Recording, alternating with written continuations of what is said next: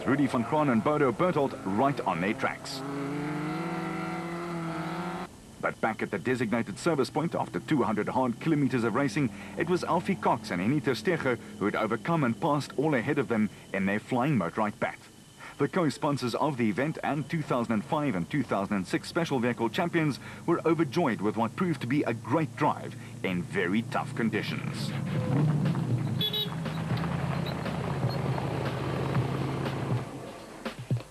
Okay, brakes fine, everything are fine. Jump so you can put the fuel. Yeah, look, it's a proper off-road race, and I'm just trying to learn from the mistake last year. There's a lot of stumps out there and a lot of long thorns, so we got punctures last year after leading and lost the race.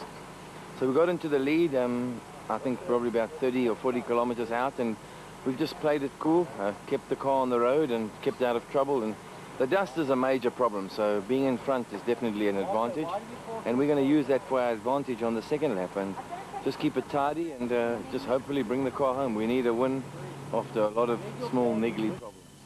For Hannes Schrobler and his mustachioed navigator Francois Jordan, it was a spotless performance on the first loop. The veteran of track, rally and off-road was shooting for his 23rd win in 54 starts since the 2001 season, and he was eager to keep his cool and stay out of the dust until it really mattered.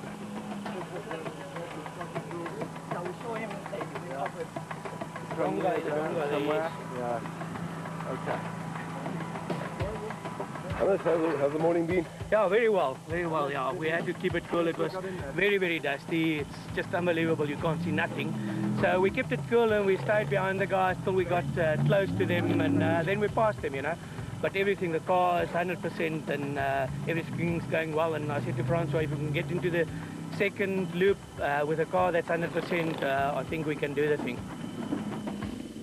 Yeah, we've had a good clean run, no problems. We've got a slight whine in the gearbox, so I'm not sure quite what that is, but otherwise the car's running perfectly. We battled this morning in the dust, I suppose, as everybody did, but starting 20th this morning certainly wasn't too clever, and we got stuck behind some of the frames, and it was very, very frustrating and tempting to sort of take some chances, but yeah, we had to keep it on the road and make sure everything's fine. But I think our time's okay, and we're having a good clean run. Tollefson and Evans got some first-hand special vehicle experience as they lost their windscreen and had to drive with goggles on. Not too bad. Had a puncture. We fell back a bit, but we'll see if we can climb back to the front. Okay. We're driving conservatively to save the car, and hopefully come home with some points, you know. The front men set off on their final tour of the dust, dense bush and daunting countryside of the Limpopo province. The scene had been set for an enthralling afternoon's racing. Whitehouse and Carlson were coming in to take their 15-minute break, while Matthews and Smith were already on their way out. 5, 4, 3, 2, 1, Force, winner of the last 3 races, brought it home 5th fastest in the production cars and seemed to be driving a clever race, conserving the Nissan Navara. While Hutchison and Bergman clocked the 2nd fastest time for the first loop, only bettered by Matthews and Smith. For Shamir Variawa, the news wasn't good.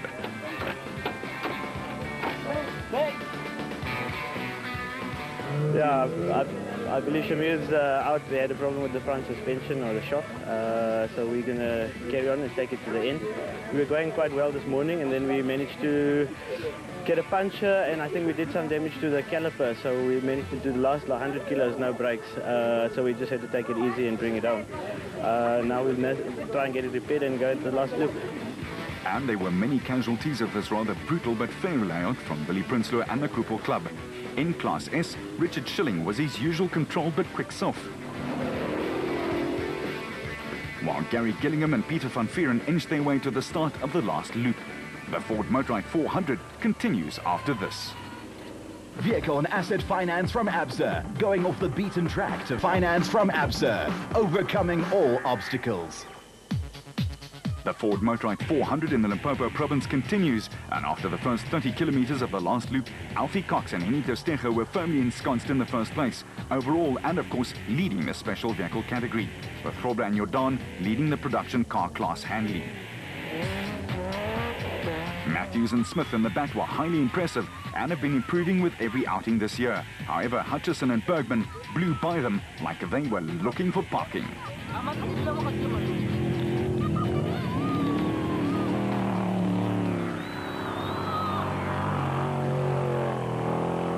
Woolridge and Scholthammer have had a very strange season that started off with a few DNFs, and it was about to continue on very much the same note, with the region crew Jan and Hendrik Kraai keeping the throttle wide open. Berthold and Houghton had had a few small problems but had endured and were up into third in the production car class.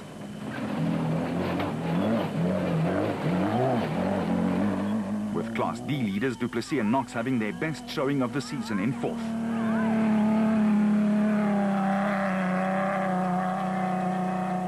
Peckham and Santoro were setting the pace for Class E in the Ford.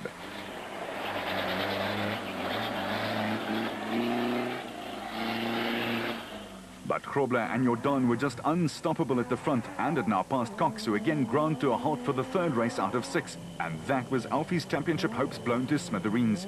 However, his stablemate Hutchison grabbed the chance and the steering wheel with both hands and did some low flying. He and Bergman were hauling.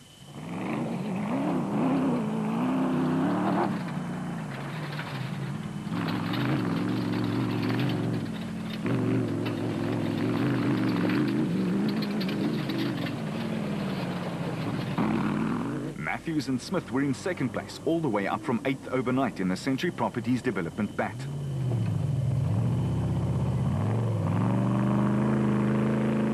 The Harpers drove a very intelligent race and knew they had to just finish in the points. It looked like they were going to achieve that. And Tollefson and Evans, now with some glass to see out of, going very solidly and all the way up from 25th to 5th.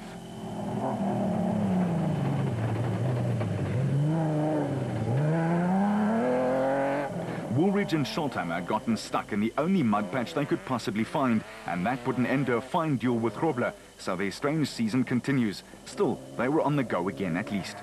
And Berthold and Houghton were flying the Castrol Toyota flag, just looking for a finish. That sticker was working.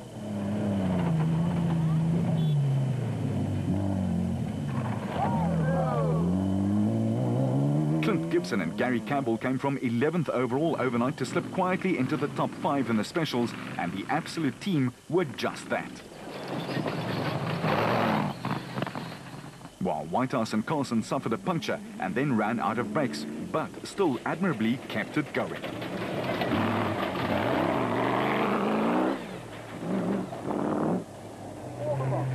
The second loop meant even more dust, and the Space Train teams really suffered. The Kraais dominating Class B again.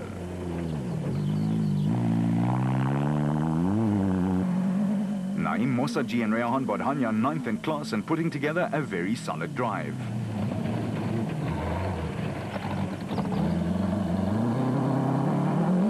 Voss and Leek was super steady and kept things nicely under control.